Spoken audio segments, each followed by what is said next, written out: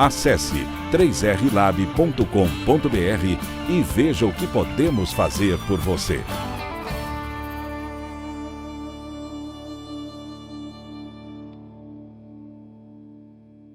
Boa noite, pessoal. Sejam todos bem-vindos a mais um treinamento de interpretação e análise de solo e folha. É uma realização do Grupo Reagro, do 3R Lab, que acredita na educação continuada.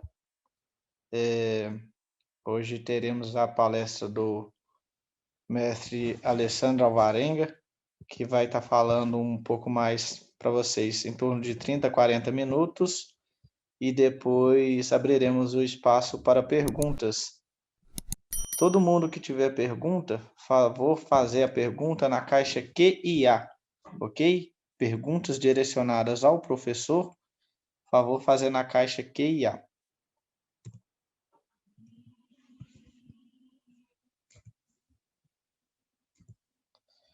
Pessoal, falando um pouco mais do Grupo Reagro, o Grupo Reagro hoje é composto por 6 empresas, que seria o Reagro Consultoria, com profissionais ou tecnistas, veterinários, agrônomos, que trabalham de norte a sul do país, dando consultoria desde 2002.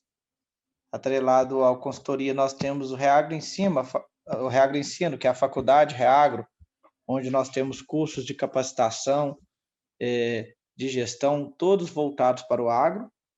O IDEAGRE, que é um software para pecuária e para agricultura, hoje com mais de 4.000 fazendas assistidas pelo IDEAGRE. Temos também o 3R Lab, que é um laboratório voltado todo para o agro, vou falar um pouquinho mais dele. O Reagro Pesquisa, que junto com os nossos parceiros, nós fazemos testes, desenvolvemos produtos, é um campo experimental desde 2017, e Biomip, voltado para o controle biológico. Pessoal, falando um pouco mais do 3R Lab, hoje nós temos todos os selos do Brasil. Nosso principal compromisso é agilidade e qualidade no resultado das análises.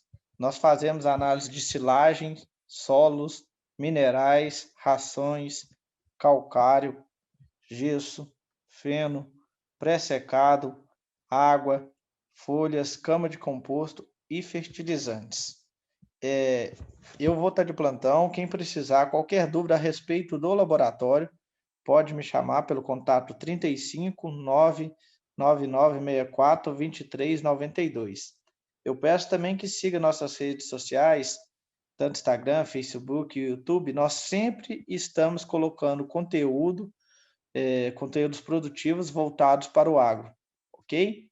Mais uma vez, só relembrando, pessoal, quem tiver perguntas direcionadas ao professor, favor fazer a pergunta na caixa QIA, ok? E quem tiver dúvida a respeito do laboratório, pode chamar que eu estarei à disposição. Telefone aí novamente, 35 99964 2392, ok? Passar a palavra agora para o professor Alessandro e bom treinamento a todos.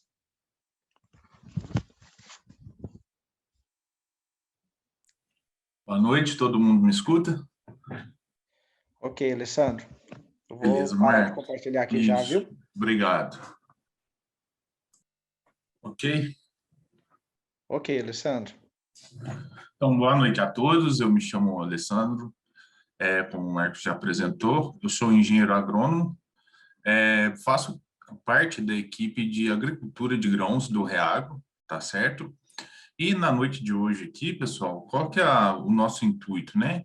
Discorrer aí durante 30, 40 minutos um pouco sobre essa interpretação de análise de solo e folha, entender quais são os pontos críticos aqui quanto a essa interpretação, o que eu devo considerar, tá certo? Para que eu possa fazer boas recomendações, né? Basicamente, estamos agora na grande época aí das recomendações e da aquisição de insumos, né? Então, essa etapa aqui se torna primordial. E entender aí quais são os fatores que afetam diretamente essa interpretação e, posteriormente, a minha recomendação é primordial para que eu possa obter sucesso nessa etapa. Tá ok, pessoal? Como o Marcos disse, fiquem à vontade aí para enviar perguntas que, no final da apresentação, estaremos discutindo um pouco mais. Então, para a gente começar um pouco sobre essa interpretação da análise de solo, o que a gente tem que levar em consideração, né? O primeiro fator aqui que eu deva levar em consideração é a questão aqui do histórico do uso da minha gleba, né? Então, eu tenho que entender quais foram as sequências de culturas que foram adotadas, né? Se a gente for pensar no sistema de plantio direto, cada vez mais a gente tem colocado complexidade dentro desse sistema, né? E entender quais culturas, qual o meu processo de rotação ou sucessão de culturas está sendo adotado, me favorece a boa interpretação. Outro fato importante é entender também, principalmente aqui, o histórico do uso de corretivos e fertilizantes, né? Os corretivos nós embasamos basicamente sobre a questão do calcário e do gesso, certo? E os fertilizantes estão indo aí quanto aos nitrogenados, os potássicos, aos que contêm enxofre e micronutrientes, tá certo, pessoal? Então, visualizar não só o deste ano, né, mas ter em mão esse banco de dados de pelo menos 5 anos nos favorece para que eu possa convergir aqui para o meu histórico de produtividade, né? Hoje em dia nós temos diversas ferramentas da agricultura de precisão, né? Por exemplo, como um mapa de produtividade ou até mesmo um mapa de índice de vegetação, né? Quando a gente fala um pouco sobre esse índice de vegetação, a gente pode estar referindo um pouco também aos índices NDVI. E quando a gente pega esses mapas, né, começa a realizar essas interpretações, a gente consegue visualizar regiões aí de alta produtividade e regiões de baixa produtividade, né? Com isso, a gente pode inferir inúmeras questões, né? Por exemplo, uma delas é a questão da fertilidade do solo. Outra delas é a questão sobre como eu conduzi aquela lavoura, né? Como foi a questão do controle das plantas daninhas, entender também fitopatógenos dos solos, né? Nós temos muitas doenças também que estão nos nossos solos, nematóides também presentes, doenças na parte aérea, né? Então, isso tudo vai interferir no nosso interpretação e levar em consideração esses fatores, tá certo? Basicamente, o que a gente quer entender com isso, né? Ter um diagnóstico do perfil cultural e da fertilidade do solo, ok? Hoje em dia, cada vez mais, a gente tenta atrelar questões de propriedades físicas do solo, né? Por exemplo, resistência à penetração, a densidade do nosso solo, certo? A capacidade de armazenamento de água desse solo, a porcentagem de filtração de água nesse solo também, entender mais esses processos. Outro fator que vem ganhando cada vez mais destaque, hoje em dia com o BioS da Embrapa, né? A gente pode integrar também a questão das enzimas, né? Como a fosfatase ácida, a arilsulfatase, beta-glicosidase. O que esses indicadores nos mostram, né? Como que está a ciclagem de nutrientes e a disponibilidade desses nutrientes no solo, né? Então, a gente é possível obter esse tipo de informações, né? Juntar isso às suas propriedades químicas, que é o que a gente vai enfocar aqui hoje, para ter esse estado atual da fertilidade do solo. Juntando esse estado atual da fertilidade do solo com o histórico da produtividade, nós temos aqui o nosso plano de manejo, né? Então, a gente vai entender quais são as rotações de culturas que serão adotadas, né? a questão do manejo da fertilidade, ok? E também pensar nas plantas de cobertura. A gente sabe aí o grande benefício de manter o nosso solo sempre com plantas, né? Então, esse é o grande objetivo que a gente tem buscado. E com isso, ter um acompanhamento econômico aqui, né?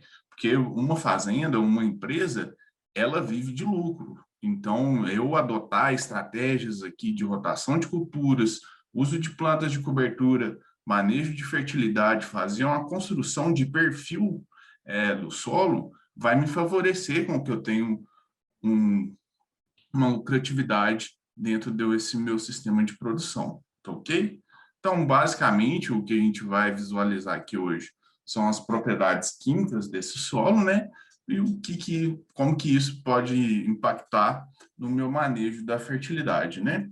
Nós temos diversos nutrientes sem os quais a planta não completa, né? Basicamente, eles estão por volta de 17 elementos.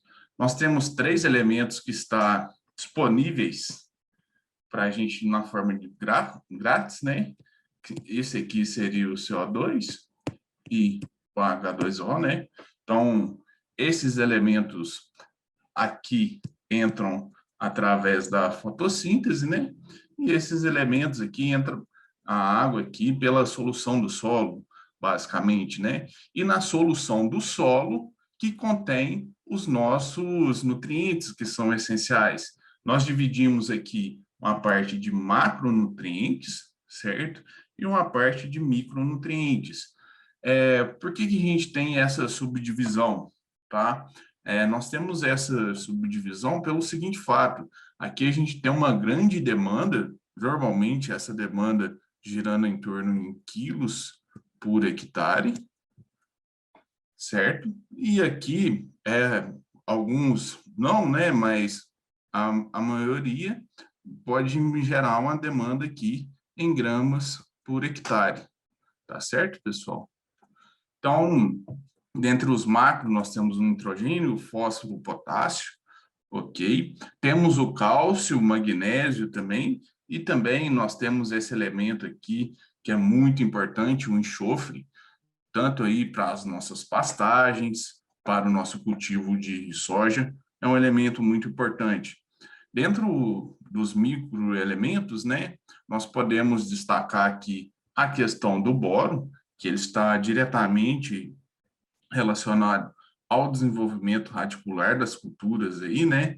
Esse boro anda muito associado ao cálcio, tá certo? Então, ele vai estar atuando ali nas ligações da parede celular. Outros elementos, né? Como cobalto, molibdênio e o níquel, se a gente pensar na cultura da soja, esse nitrogênio aqui a gente não aplica mais, né? O que a gente está fazendo para a cultura da soja se suprir com nitrogênio? A gente usa lá as bactérias fixadoras de nitrogênio.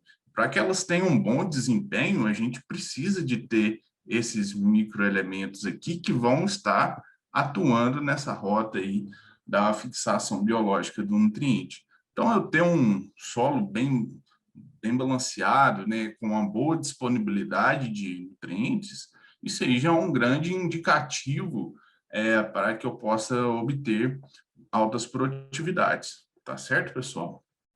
Então, o primeiro passo para eu obter uma boa interpretação da análise solo, ele começa aqui na minha amostragem de solo.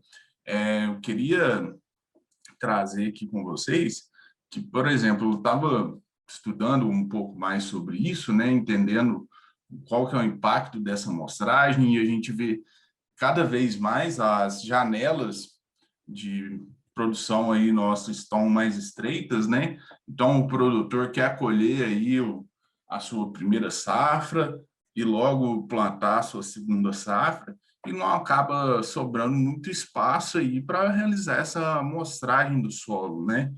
E a gente acaba percebendo que essa amostragem muitas das vezes está sendo realizada numa época muito seca do ano, certo? E dependendo do equipamento que eu vou utilizar para realizar essa amostragem, né, por exemplo, se eu utilizar aqui um trado holandês para realizar essa amostragem numa época seca do ano, pode ser que ele não conserve ali aquela amostra da forma mais adequada possível. E eu perdendo parte dessas amostras, né, isso aí já vai me interferir diretamente na minha interpretação. Então, a gente adotar bons critérios aqui para realizar essa amostragem do solo, né, me garante que eu favoreça, eu tenho uma boa interpretação. Outro fator, né, cada vez mais nós temos observado também a questão da estratificação. Então, não só realizar a amostragem ali no 0 a 20, né, mas cada vez mais fazer essa amostragem no 0 a 10, 10 a 20, 20 a 40, 40 a 60, e a gente vê algumas pessoas aí chegando até 1 metro de profundidade. Então, cada dia mais a gente está entendendo como é esse perfil da fertilidade, né? Não só ali na minha camada superficial, que a gente sabe que de 70% a 80% das raízes estão ali, né? Então, vão absorver esses nutrientes nessa camada, mas a gente vê, principalmente durante essa segunda safra, a gente vê, tem rodado lavoura aí, a oportunidade de ver muitas lavouras de milho sofrendo pela questão de seca, né? Então, se eu adotar alguma estratégia de manejo e correção desse solo que favoreça o desenvolvimento radicular em profundidade nesses solos, né? Isso aí pode me garantir uma maior resiliência, né? Então, vou favorecer com que as raízes dessas culturas explorem camadas mais subsuperficiais, ok? Podendo aí chegar a uma fonte de água, se desenvolver e nutrir, tá certo? Então, o primeiro fato, né, é coletar essas amostras compostas em áreas homogêneas, né, o mesmo tipo de solo, cor, posição no relevo, manejo e adubação, e não misturar, né, essas amostras entre as glebas. Então, pessoal, qual que é a grande mensagem aqui? É ter critério técnico nessas subdivisões das áreas, né? Então, isso aqui é mais a título didático, tá certo? Para a gente poder entender um pouco. Vamos pegar como exemplo aqui a área 1, tá certo? Então, como que foi subdividido essa área, né? Primeiro, eu subdividi ela numa região onde eu realizei a minha calagem, ok? Depois, eu subdividi ela numa região onde eu não realizei a calagem. E durante a condução da cultura ali, eu observei que nessa região aqui, eu tinha uma mancha de solo. Então, dentro da área 1, onde eu teria uma amostra, ok? Eu já começo a ter 3 amostras para poder identificar. O que isso me traz, né? Traz uma maior confiabilidade nesse resultado, para que eu possa interpretar de uma forma criteriosa e adotar estratégias aqui de adubação mais assertivas, né? Outra questão que é muito importante a gente levar em consideração na subdivisão das nossas áreas, né, é a questão da declividade, né? Então, dividir aqui essas áreas mais declivosas com as áreas um pouco mais planas, né, para fazer uma boa amostragem desse solo, né?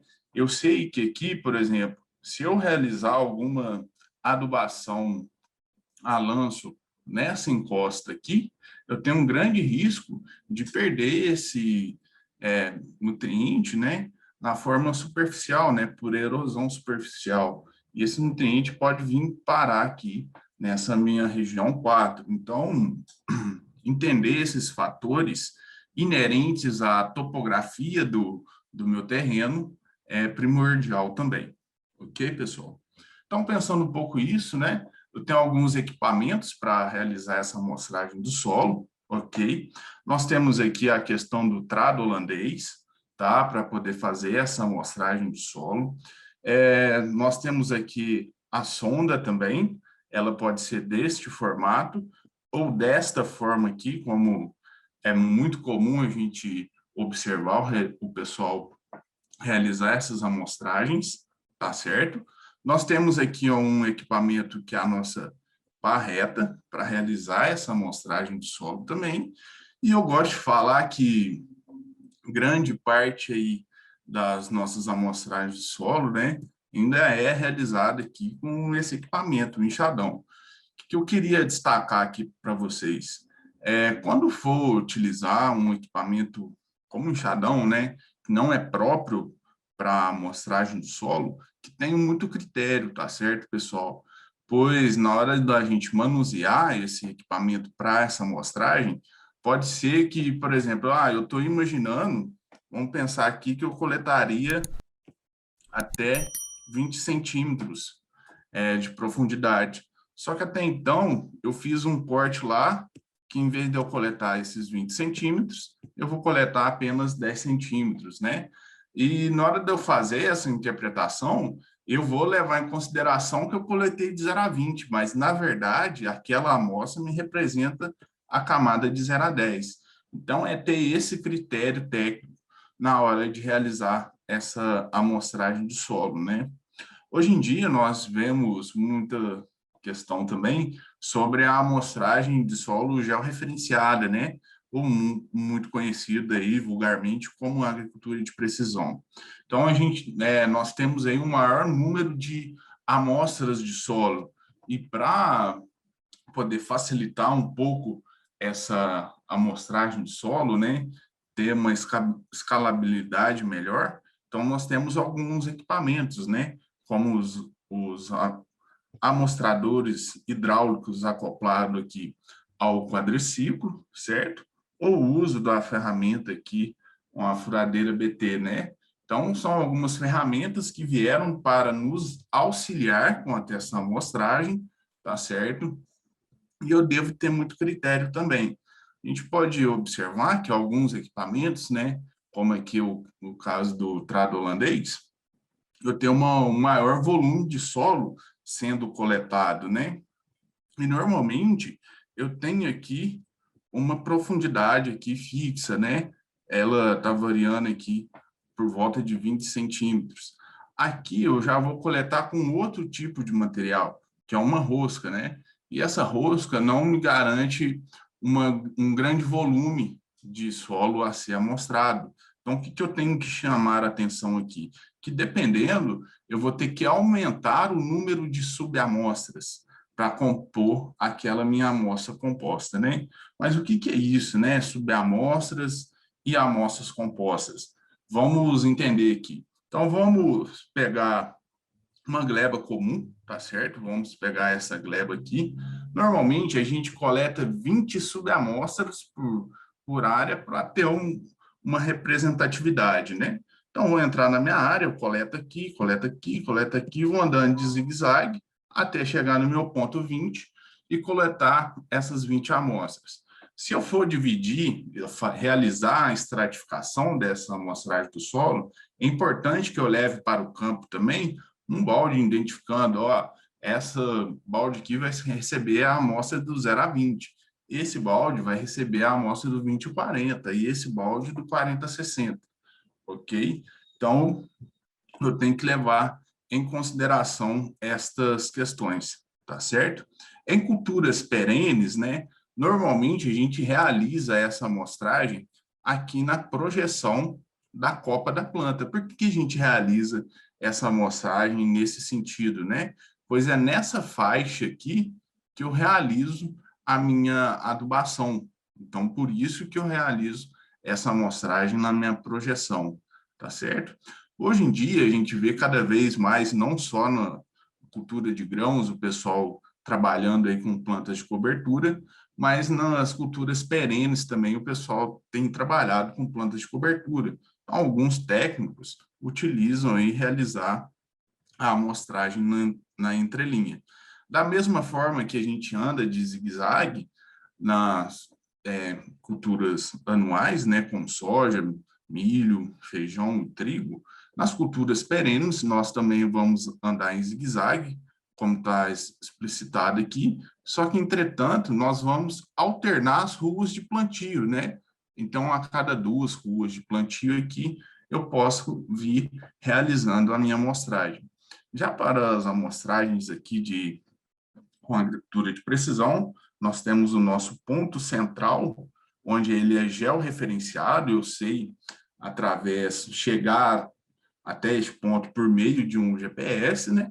Onde eu vou realizar minha amostragem, né? Eu tenho aqui meu ponto central, eu defino aqui um raio, normalmente de 5 metros, e realizo as minhas subamostras nesse ponto. Ele pode ser, normalmente, na forma circular, ou também transversal, e tendo essa interpretação aqui de amostrar todo o meu grid, tá certo? Então, resumindo essa parte aqui, as metodologias e as profundidades de coleta dessa amostra de solo não diferem quanto à interpretação dos seus resultados, né?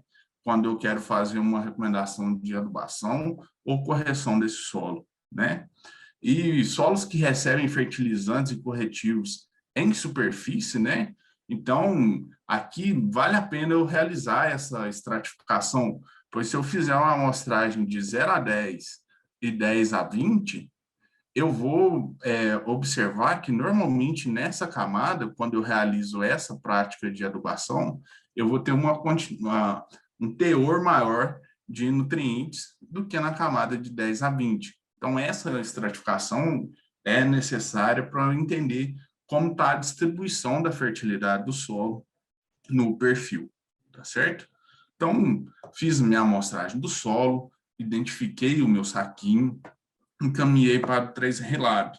O 3R Lab disponibilizou para mim aqui o meu resultado, né? E como que eu vou realizar essa interpretação da análise solo? Normalmente, a gente recorre aí aos boletins técnicos, né? Para poder fazer essa interpretação. Então, no estado de São Paulo, nós temos o boletim 100, tá certo? Em Minas Gerais, nós temos a 5ª aproximação. No estado do Paraná, nós temos o manual. No estado do Rio Grande do Sul e Santa Catarina, nós temos um outro manual também. E nas regiões aí do Cerrado, nós temos o outro manual. O que a gente tem alguma crítica quanto a isso? A título de recomendação de corretivos e fertilizantes, alguns deles podem estar um pouco desatualizados, tá certo? Se a gente for pegar aqui, no caso da 5ª aproximação, né? Ele foi escrito no ano de 1999. Se a gente parar para pensar, usar nosso raciocínio crítico, neste ano nós não tínhamos esse boom de produção de rotação de culturas, né? Então, nós temos uma maior demanda por nutrientes. Nós pensávamos apenas em uma safra.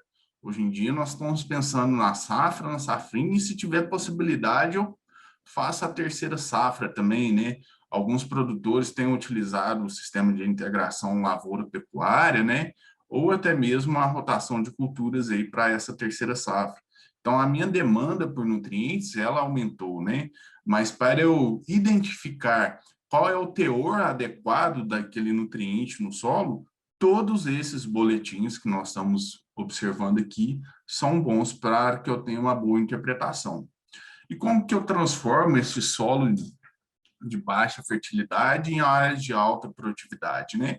Quando eu acesso a esses boletins, o que ele me traz de informação para a interpretação desse resultado, né? Eu vou ter as minhas faixas de interpretação. Então, vou ter os meus teores muito baixo, médio, alto e muito alto daquele nutriente no solo. Ok, pessoal? Quando eu estou com meus teores em níveis muito baixo e médio, a gente tem costume de dizer que nós estamos na fase de correção. Por isso que eu tenho esse C aqui,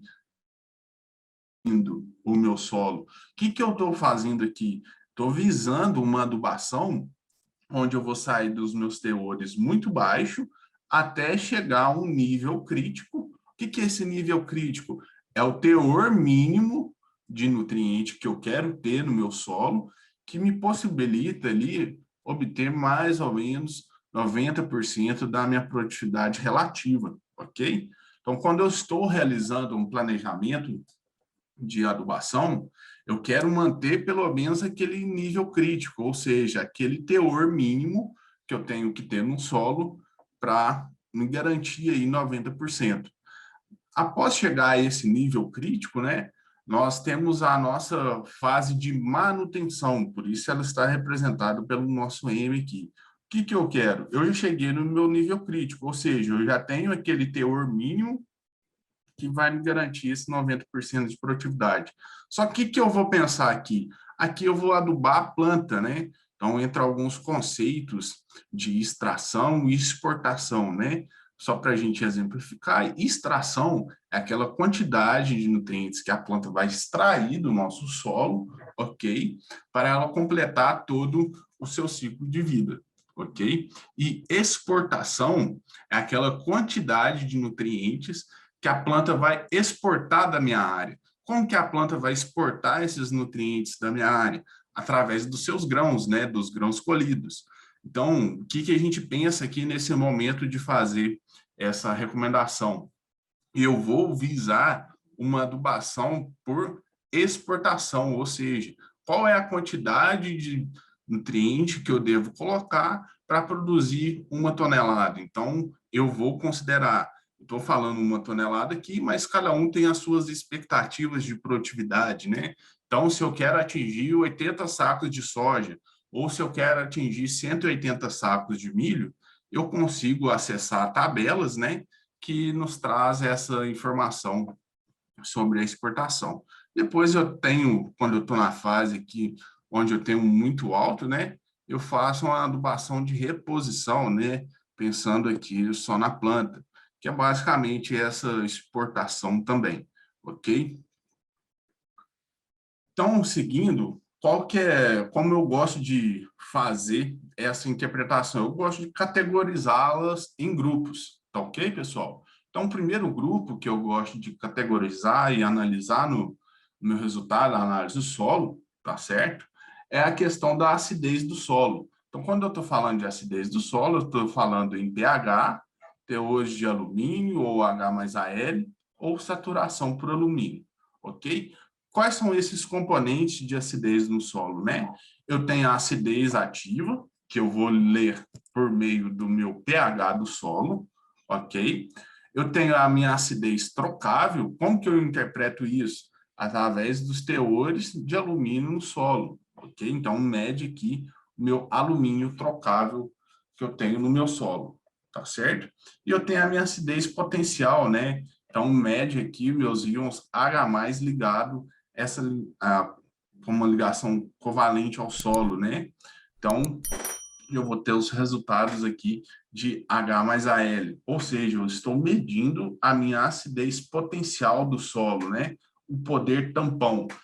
Só para a gente exemplificar o que seria um pouco esse poder tampão, é basicamente a seguinte interpretação. Já viu quando nós realizamos uma recomendação de calagem e nós visamos atingir uma saturação por base de 70%?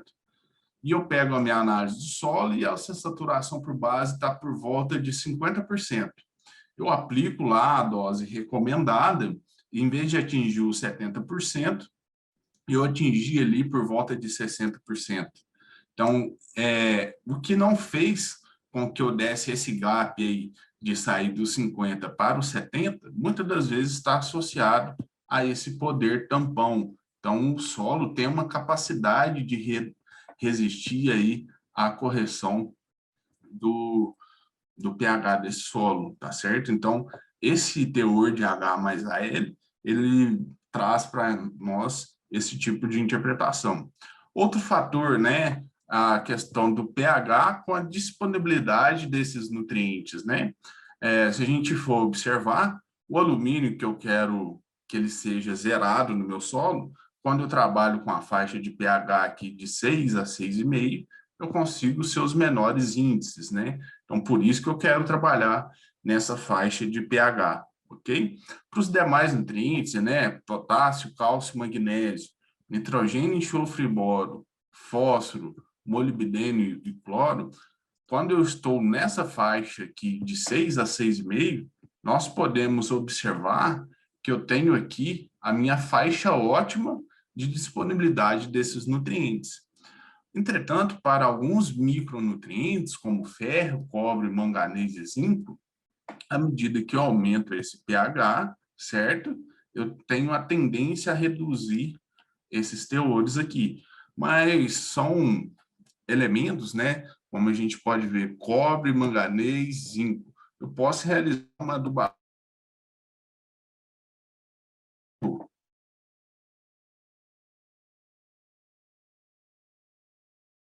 né? São solos bastante intemperizados, conhecido como oxissóides, né? Os hidróxidos de ferro e alumínio. Ok, voltou? Nós temos uma boa disponibilidade de ferro nos nossos solos. Tá ok, pessoal? Outro fator que o pH influencia, né?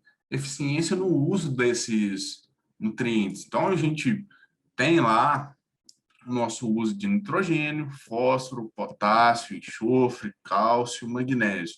Quando eu utilizo a adubação desses elementos, vamos pensar que eu estou numa faixa de pH aqui por volta de 5, que não é muito incomum da gente encontrar, né? Então, se eu pegar todos esses elementos, eu vou ter uma média de aproveitamento aqui de 46,2%, ok?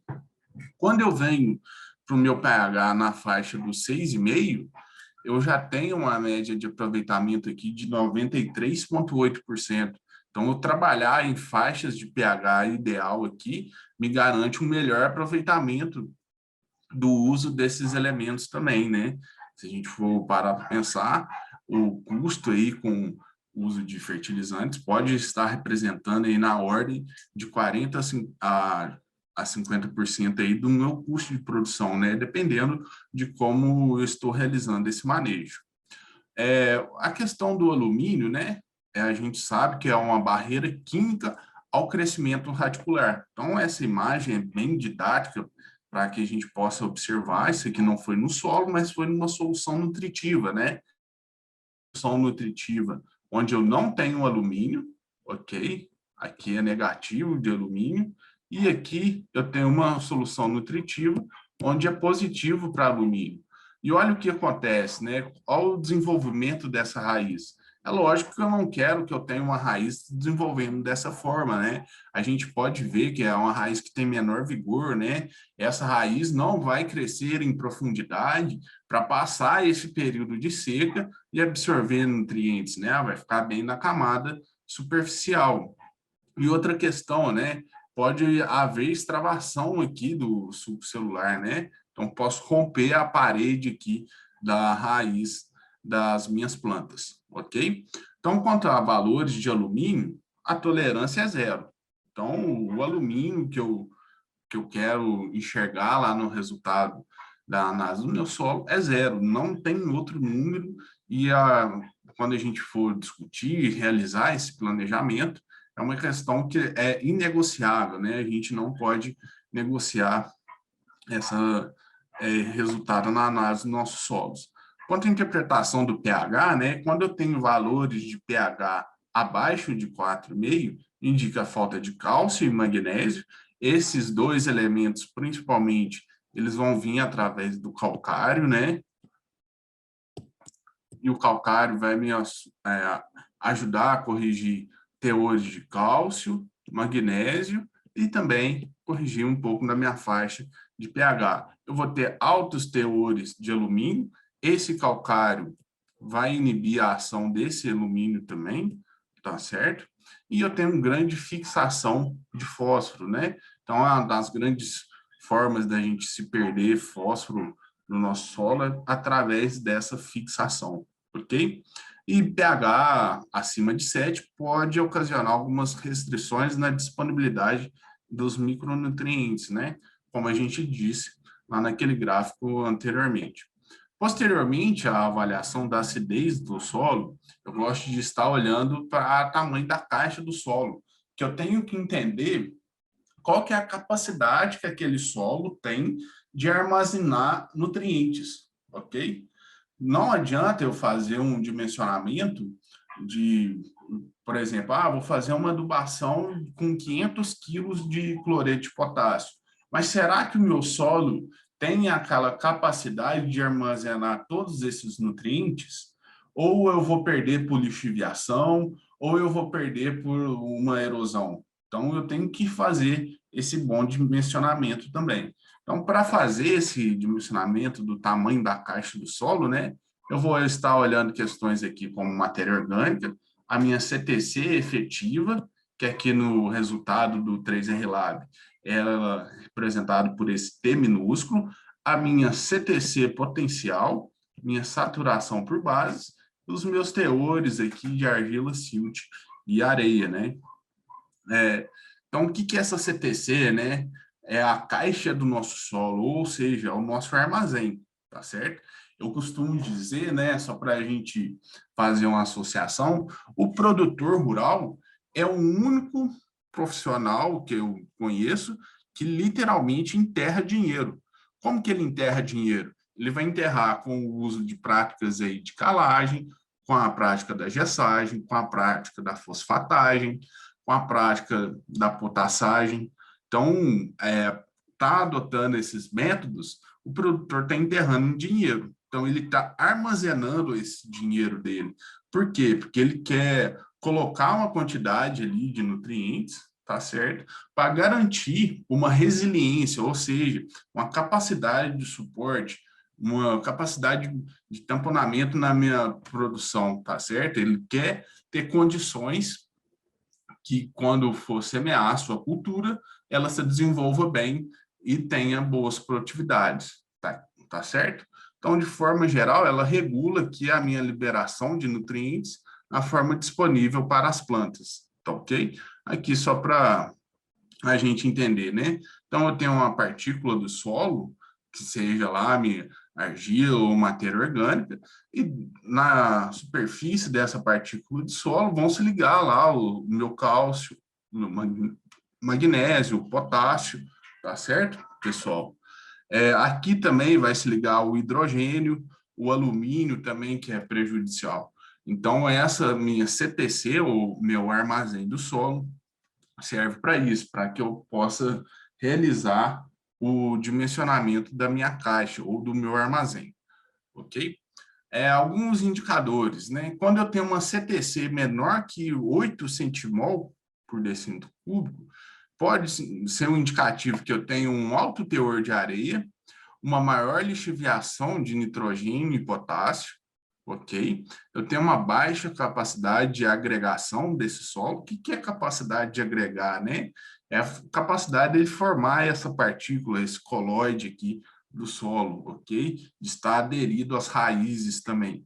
E eu tenho uma baixa capacidade de retenção de água, né? Se eu tenho uma maior possibilidade de lixiviação, essa água vai percolar com maior facilidade no meu perfil do solo. Quando eu tenho uma CTC acima de 8, o que isso é um indicativo?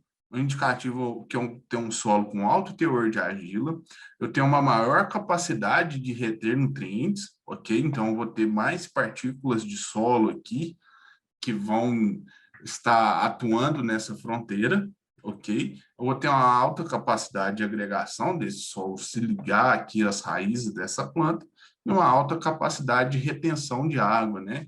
Então, isso aqui pode ser um indicativo que em períodos mais secos do ano, né? Todo ano a gente tem o veranico. A única coisa que a gente não sabe é quando ele vai acontecer, mas que vai acontecer a gente tem certeza absoluta, né? Então, quando eu tenho uma CTC acima de 8, é um indicativo que eu tenho uma alta capacidade de retenção de água, né?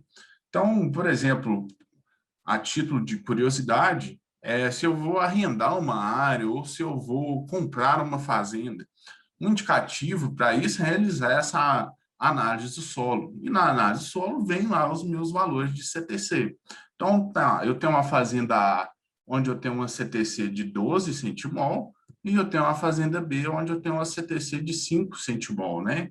O que eu penso? Por mais que essa CTC minha esteja ligada aqui com muito alumínio, muito hidrogênio, eu sei que com a boa correção aqui com calagem, por exemplo, eu posso estar corrigindo esses teores e fazer desse solo um solo fértil e altamente produtivo, né?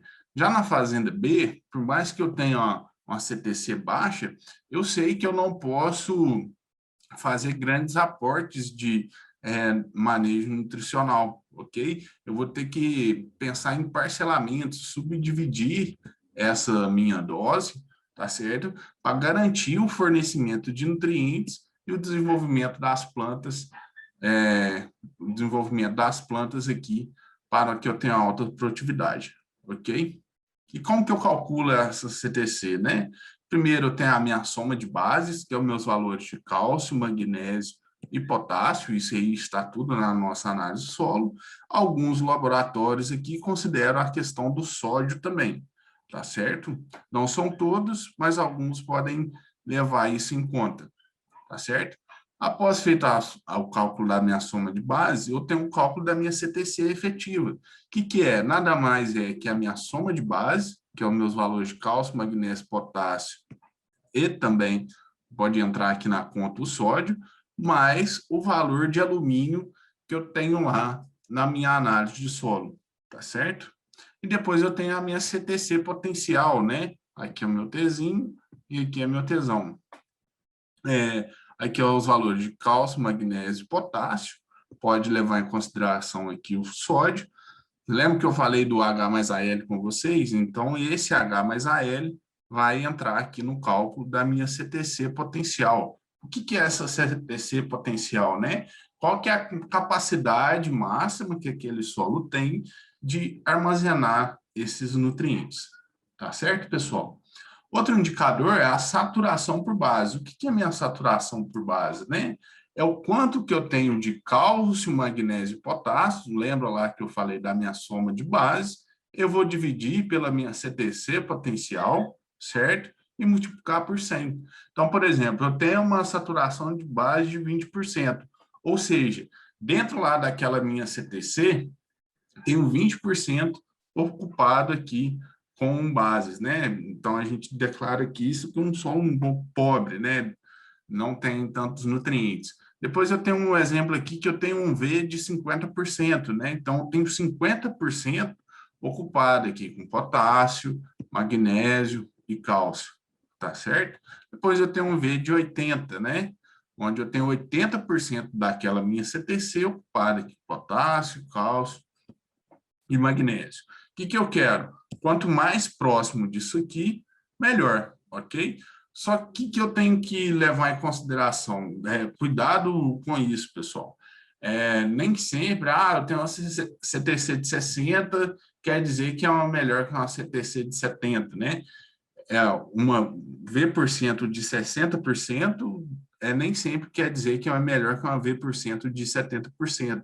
O que vai depender disso? Eu tenho que lembrar qual que é o tamanho da minha caixa, qual que é a capacidade de estoque que eu tenho, quanto de nutriente que eu consigo armazenar ali. Então, esse indicativo aqui, eu consigo entender.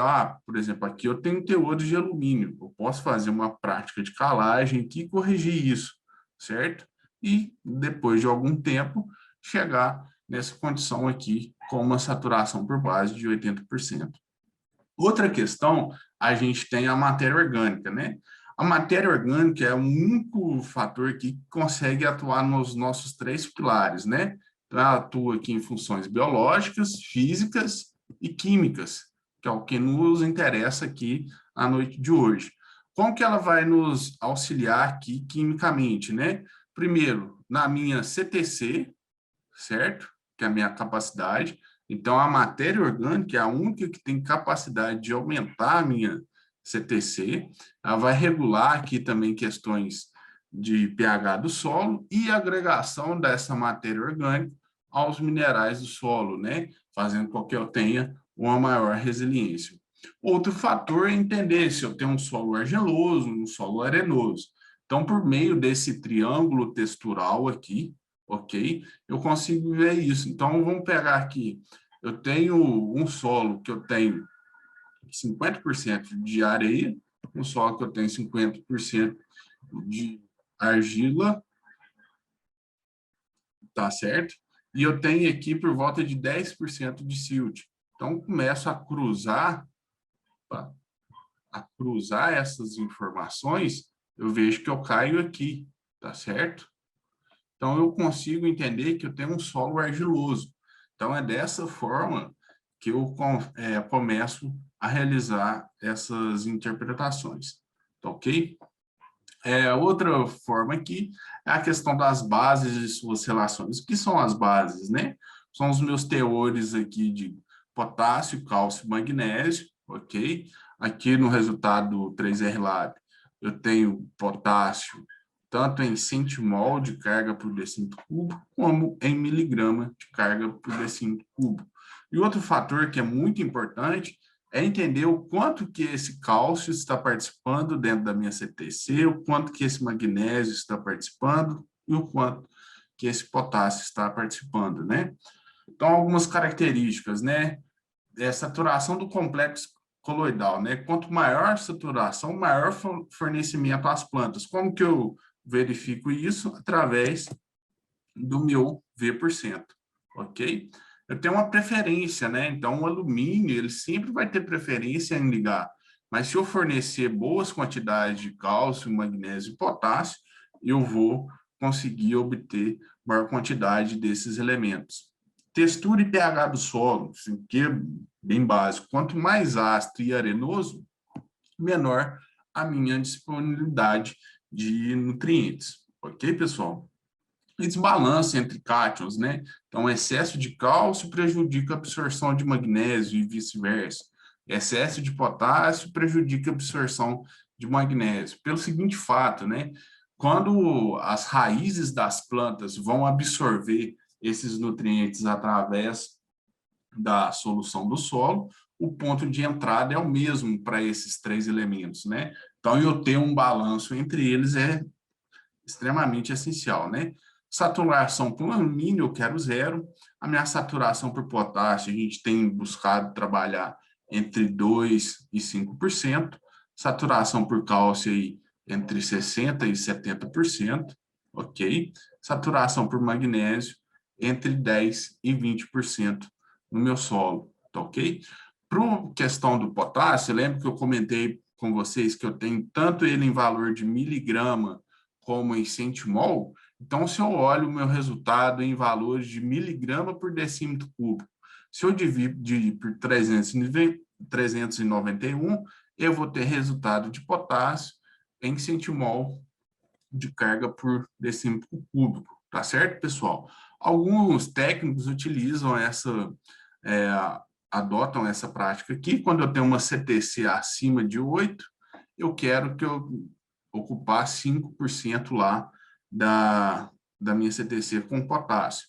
Quando eu tenho uma CTC abaixo de 8, esse valor está variando aqui entre 3% e 4%, ok? Então, por isso que a gente vê aquela grande relação 9:3:1, né? O que seria basicamente isso, né? Eu ter 3 centimol de carga de cálcio, 1 centimol de carga de magnésio, ok?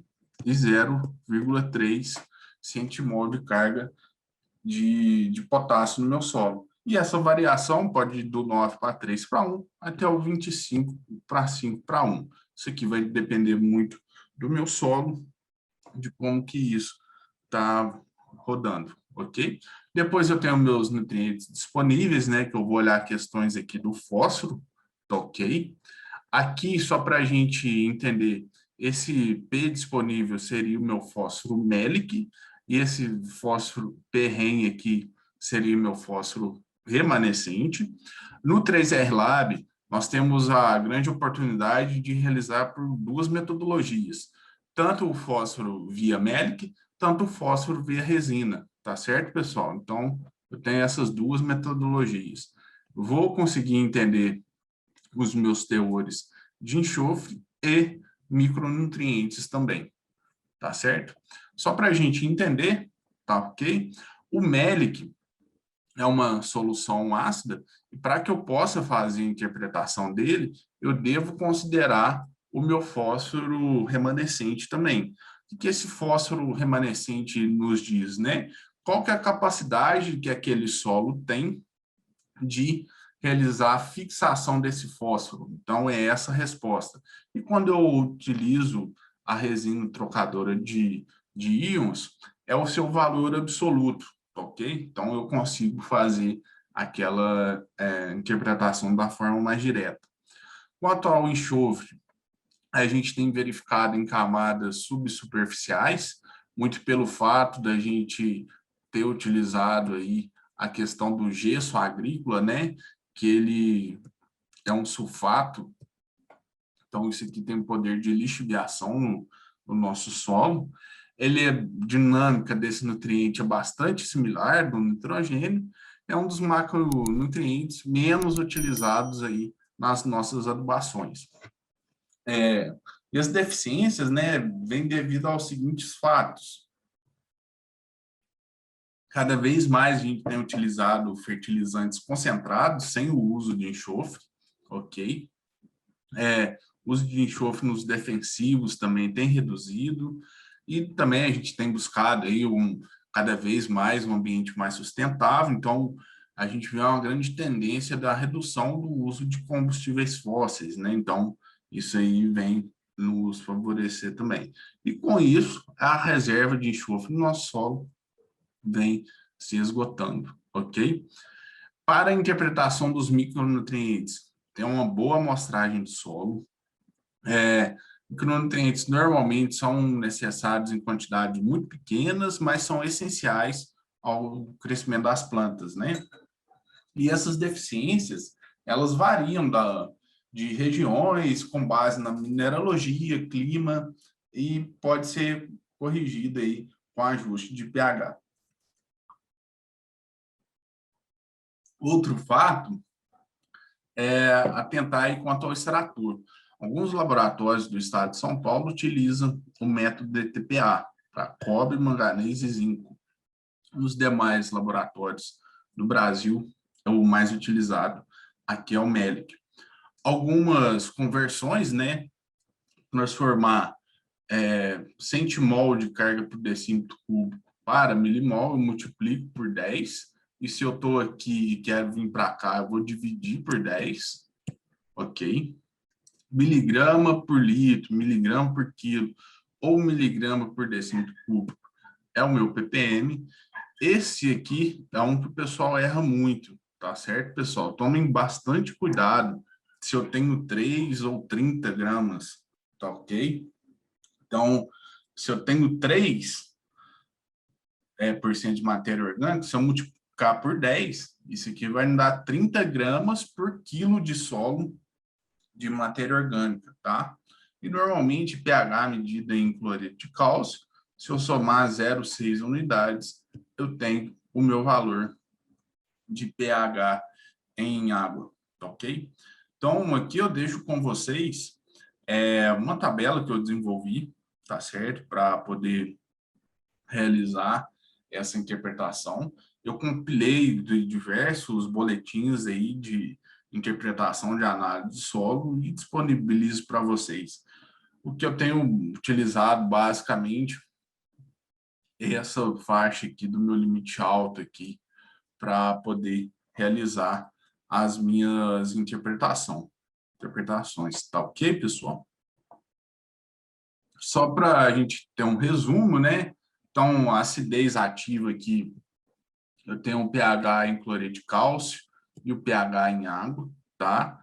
Se eu pegar esse aqui e somar 0,6, eu obtenho este, ok? A questão do fósforo, eu tenho duas metodologias, basicamente o MELIC-1 e a resina. O 3R Lab realiza os dois, tá certo? Mas no estado de São Paulo aqui a gente vê uma grande dominância aqui pela resina, ok? Nos demais aí, eu atentar quanto a aspectos intrínsecos de cada um, ok? Quanto à análise foliar, o que ela vem nos auxiliar, né? Ela possibilita verificar o estado nutricional da planta em um determinado estágio fenológico. Qual que é esse estágio fenológico? Normalmente, isso depende muito, mas normalmente é o estágio da floração. Tá certo, pessoal? Por que que é na floração? Porque quando a gente olha lá a marcha de absorção de nutrientes, normalmente nesse estágio aqui da floração, é onde eu tenho meu pico de absorção de nutrientes, tá ok? Outro fato, a análise foliar me possibilita verificar a questão da fome oculta. O que é fome oculta? Pode ser que a planta esteja deficiente nutricionalmente em certo elemento, mas ela não mostrou essa deficiência na forma de diagnose visual, tá certo? Então, só por meio da análise foliar que eu consegui visualizar essas informações.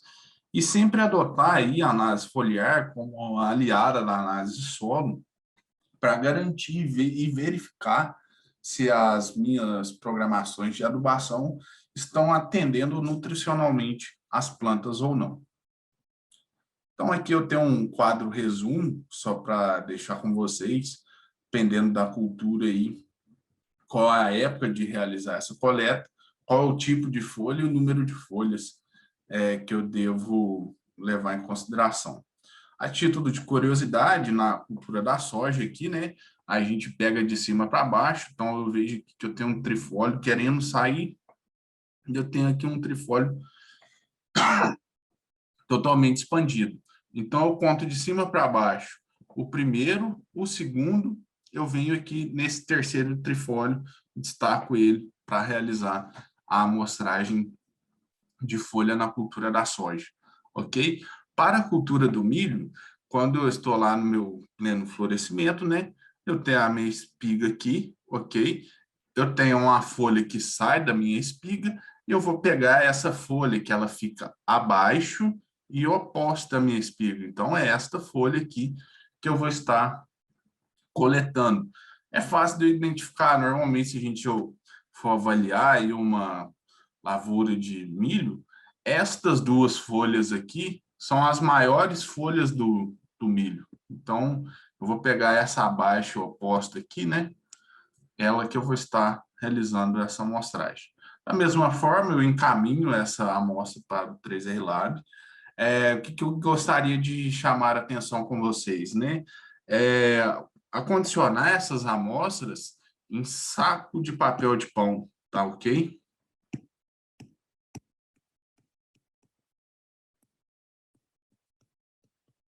Por que isso?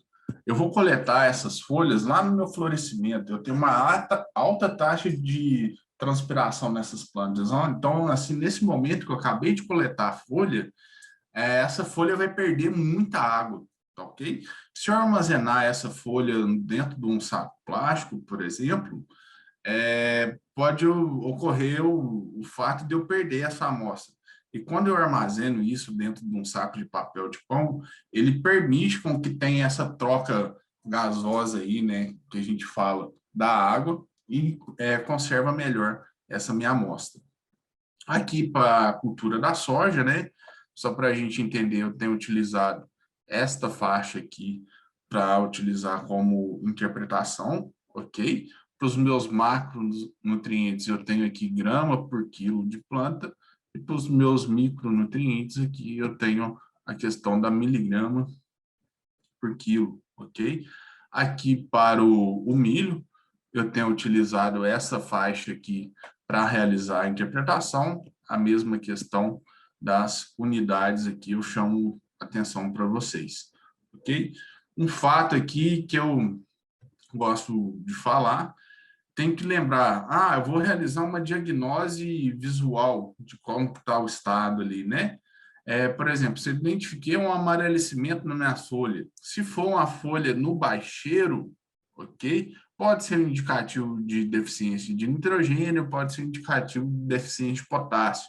Vai depender muito da acurácia e do expertise aí do técnico para fazer essa interpretação. Outros elementos que mostram as folhas do baixeiro é o fósforo e o magnésio. Os demais, a gente considera elementos imóveis ou pouco móveis aí na planta, né? Eu vou estar identificando ele nas minhas folhas mais novas, ok? Não confundir deficiência de nitrogênio com enxofre. Se for folha velha do bacheiro, é nitrogênio. Se for folha nova, é enxofre. O mesmo vale para potássio e cálcio. Potássio, folha velha. Cálcio, folha nova. Magnésio e manganês. Magnésio, folha velha, e manganês, folha nova. Tá certo, pessoal? Então, como consideração final aqui, que eu quero deixar com vocês, é levar sempre em consideração o histórico da análise solo, a análise foliar, o histórico de produtividade e ter uma boa análise clínica visual. E o que eu quero é ter essa imagem, né? Mais que eu tenha uma consorciação de culturas, mas eu vejo a minha planta principal aqui em bom desenvolvimento, tá ok? Então é isso, eu queria dar o parabéns a todos aí, que retirou aí um pouco mais de 1 hora do seu dia para estar aqui conosco, adquirindo mais conhecimento. Excelente, Alessandro. Me escuta bem? Sim. Mais uma vez, muito obrigado aí pelo apoio, pela excelente palestra. Tivemos uma turma bem participativa. Antes, até para você beber uma água e falando só mais uma vez do laboratório, qualquer dúvida eu estarei à disposição. Hoje nós temos todos os selos do Brasil, fazemos análise de silagem, solos, minerais, rações, calcário, gesso, feno, pré-secado, água, folha, cama de composto e fertilizante. Um laboratório bem completo, voltado sempre para o agro. Qualquer dúvida é só me chamar pelo telefone 35 999 64 2392, ok? O Alessandro também vai estar sempre à disposição, ele passou o contato dele. Vamos iniciar as perguntas, tivemos uma turma bem participativa, vamos tentar fazer o máximo de perguntas possível. Podemos começar, Alessandro? À vontade, Marcos. A primeira pergunta é do Julimar Rodrigues Júnior. Como o NDVI está associado à verificação de fertilidade dos solos? E quais as correlações ele compreende? Julimar, boa noite. Quanto à fertilidade do solo, nós temos que ter muito cuidado com o uso do NDVI, tá? Pensando na planta, o NDVI, ele é um bom indicativo, ok? Pensando na planta, ele é um bom indicativo de qual é o estado da nutrição com nitrogênio, por exemplo. Se a gente for buscar, tem diversos trabalhos, isso mundo afora, mostrando aí o pessoal realizando adubação nitrogenada com o auxílio do NDVI. Por que o pessoal tem utilizado esta questão, né? Ou, por exemplo, o NDVI para adubação nitrogenada? Se a gente for levar em consideração de todos os elementos que nós comentamos, o único não foi o nitrogênio. Então, o nitrogênio, a gente não consegue ainda realizar essa amostragem, detectar os seus teores no solo, ok? Então, por isso que é utilizado o NDVI. No caso do uso do NDVI para a questão da fertilidade do solo, como técnico, você tem que entender o seguinte: você já eliminou todos os outros fatores. Quais são os outros fatores, né? Por exemplo, incidência de plantas daninhas, ataque de pragas, ataque de doenças, incidência de nematóides. Então, eu descartei todos os outros fatores que compõem aqui a minha produção. Identifiquei que realmente é a fertilidade do solo que está me restringindo. Aí sim eu posso estar utilizando o NDVI como uma ferramenta, como indicativo aí da minha fertilidade do solo. Beleza, professor Alessandro. Juntando até duas perguntas aqui a respeito da amostragem, é do Felipe Bezerra e do Eduardo Pastorinho. O Felipe, ele quer saber em cada sub-área, quantas amostras coletar. E o Eduardo, ele está perguntando se em um solo recém-arado pode ser feita a coleta, como ela deve ser feita nesse solo que é recém-arado. Muito boas as duas perguntas. Vamos por partes aqui, né? Vamos igual o rapaz lá do filme. Então, pensando na sub-área, vamos pensar, Felipe, que eu estou tratando como uma gleba homogênea, ok? Eu gosto de pensar esse número de subamostras no mínimo de 20, tá ok? Então, é esse número que eu tenho adotado. Se a gente for avaliar alguns prestadores de serviço com agricultura de precisão, a gente tem observado que esse número de subamostras tem variado aí entre 5 e 10 subamostras, tá ok? Por que que tem essa diferença? Primeiro, que eu vou considerar uma gleba homogênea, né? Então, eu tenho que fazer esse caminhamento com que eu tenha uma boa representatividade da minha área. Por isso que a gente tem buscado aí realizar essas 20 subamostras. No caso da amostragem por agricultura de precisão ou georreferenciada, normalmente a gente tem visto aí o pessoal trabalhar com grids de 3 hectares, né? Então, a cada 3 hectares eu tenho uma informação. Então, por isso que o pessoal tem adotado um número menor. E outro fato é para se dar um andamento aí à questão dessa amostragem. Quanto à questão do Eduardo, essa é uma questão muito difícil, viu, Eduardo? Por mais que a gente utilize aí o trado holandês para fazer essa amostragem do solo, como esse solo, após a minha aragem, né, ele está todo desagregado, né? Então, eu não tenho um ligante ali que me dá essa estrutura do solo, ok?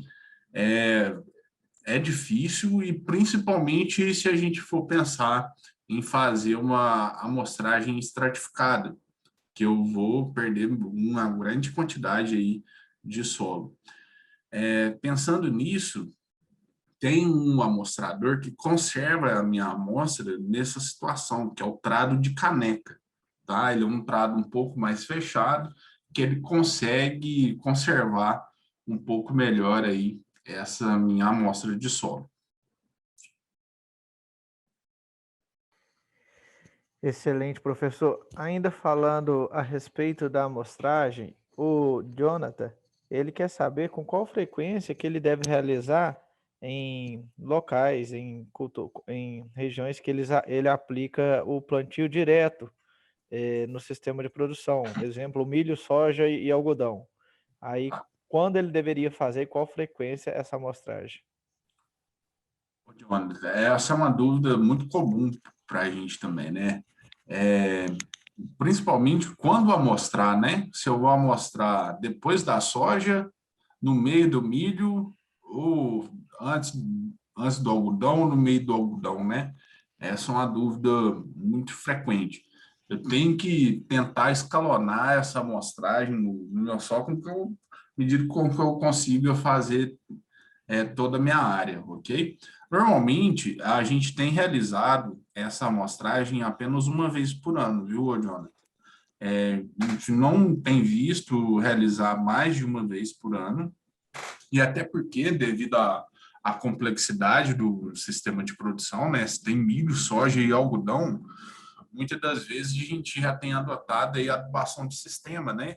Então, a gente faz uma adubação de potássio toda na soja, pensando em suprir a necessidade da soja e do milho safrinha, ok? Isso aí se eu estou em um solo argiloso, ok? Agora, se eu estou em um solo arenoso, com certeza eu vou ter que realizar o parcelamento dessas minhas adubações, né? Então, essa amostragem é feita uma vez por ano. Normalmente, essa amostragem ela ocorre entre março e abril, ok? Que é justamente o período aí que eu estou terminando de colher a minha safra e implantando aí a minha segunda safra. Excelente, professor Alessandro. O Fabrício Pereira, Ele gostaria de saber qual é mais eficiente, o calcário dolomítico com 90% de PRNT ou os silicatos de cálcio e magnésio com praticamente as mesmas características do calcário citado.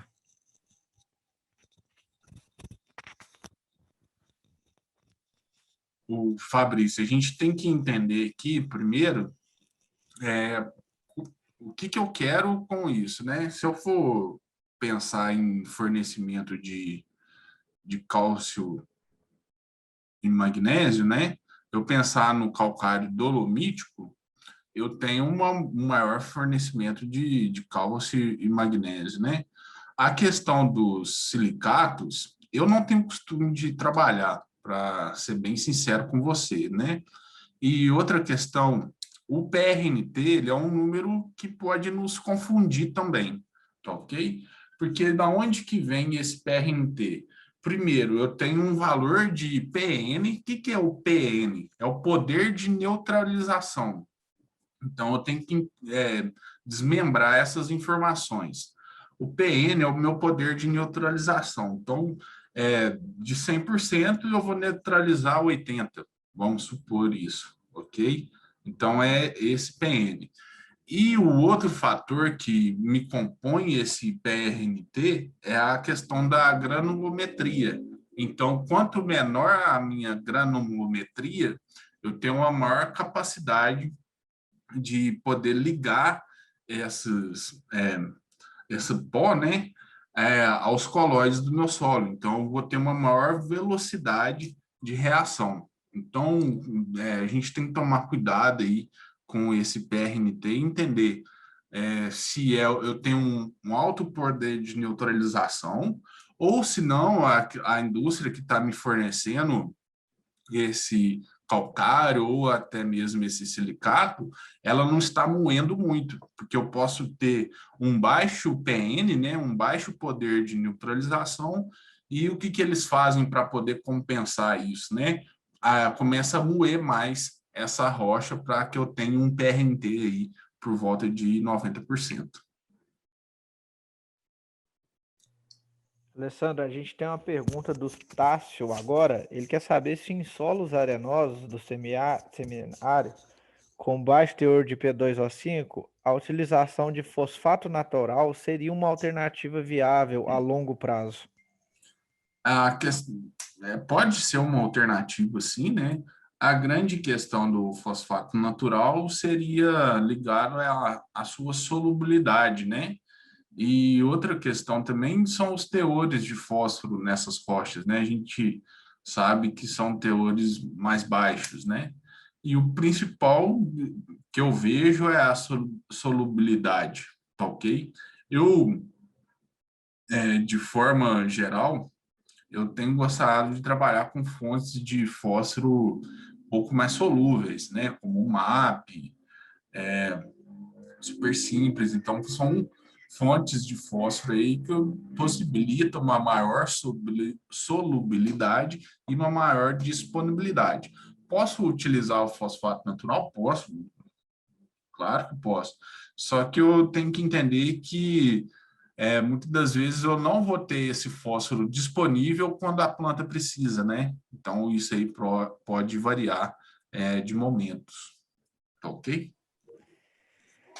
Excelente, professor. Já estamos finalizando as perguntas, pessoal. Lembrando que tanto eu quanto o professor estará à disposição, qualquer dúvida.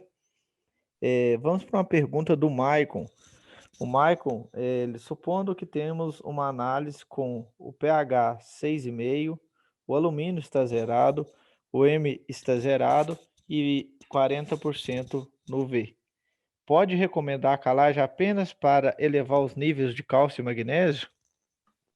Maicon, seria bom se a gente tivesse numa mesa aqui, eu te devolveria essa pergunta, né? Eu tenho que pensar muito nessa estratégia, ok? Eu tenho que entender que tipo de solo, se é um solo mais arenoso ou um solo mais argiloso, que vai encontrar essa situação, tá ok? Outro fato que eu levo em consideração aqui, por exemplo, eu já não tenho alumínio no meu solo, né? Que é o que eu quero com a utilização do calcário é zerar esse alumínio. Então, por isso ele está zerado aí. Só que eu já estou numa faixa de pH que já me é ótima. E eu aplicando alguma dose aí, posso correr o risco, né? Principalmente se eu for realizar essa aplicação em superfície, de elevar muito esse pH, passar do 7, chegar na barreira dos 8 e disponibilizar aí alguns micronutrientes. O que a gente pode pensar, ok, Maicon? Pensando aí no fornecimento de cálcio e magnésio, né? Eu posso adotar a questão do uso do gesso agrícola, que é um sulfato de cálcio, ok? Então, eu vou estar fornecendo a questão do cálcio. E também posso estar pensando na utilização aí de um sulfato de magnésio, que vai me auxiliar no fornecimento de magnésio. São situações muito específicas. Por exemplo, eu tenho um cliente no norte de Minas que é muito comum de ocorrer esse tipo de situação, ok? É, Lá é um solo kárstico, né? Então, o solo kárstico aí, ele origina de uma rocha calcária, ok? Naturalmente, já se tem bons teores de cálcio aí, teores de pH 6,5, próximo a 7, ok? E eu tenho que adotar algumas estratégias, por exemplo, utilizar sulfato de magnésio, é, su- outras fontes aí para a gente poder, sulfato de amônio também, ele auxilia aí a reduzir um pouco esse pH, que ele é um pouco ácido, e disponibilizar um pouco mais nutrientes para as plantas. É um quebra-cabeça, não é tão simples não, mas tem algumas soluções aí disponíveis no mercado. Excelente, professor. Só para a gente fazer pergunta também aqui a respeito da análise foliar, o Vinícius também, ele quer saber a respeito para fins de análise foliar, qual o período ideal de coleta e interpretação após a adubação convencional? Quanto tempo esperar após a adubação convencional? Olha, Vinícius, é muito boa a sua pergunta, né? Vamos pensar na cultura do milho aí, né? A gente acabou de... Vamos pensar que eu parcelei mais minha adubação, né? Eu fiz uma no V4 e outra no V7, né? Se eu for contar aí mais 15 dias, 20 dias, eu vou estar no meu florescimento, né? Então, pode ser que a planta não absorveu toda aquela adubação ainda, né? E no momento de eu coletar essa amostra, apresentar deficiência, mas eu já fiz a minha adubação. Isso é um risco. Agora, vamos considerar vias normais, né? Que normalmente a gente faz essa adubação aí no milho, próximo ao V4, ao V6.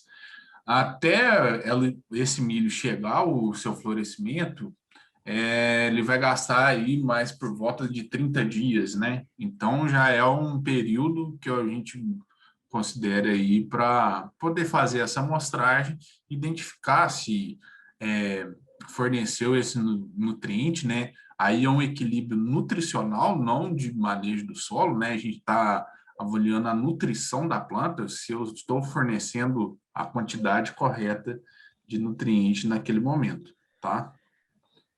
Não pensar uma faixa aí entre 20 e 30 dias já seria uma boa faixa para a gente fazer essa amostragem.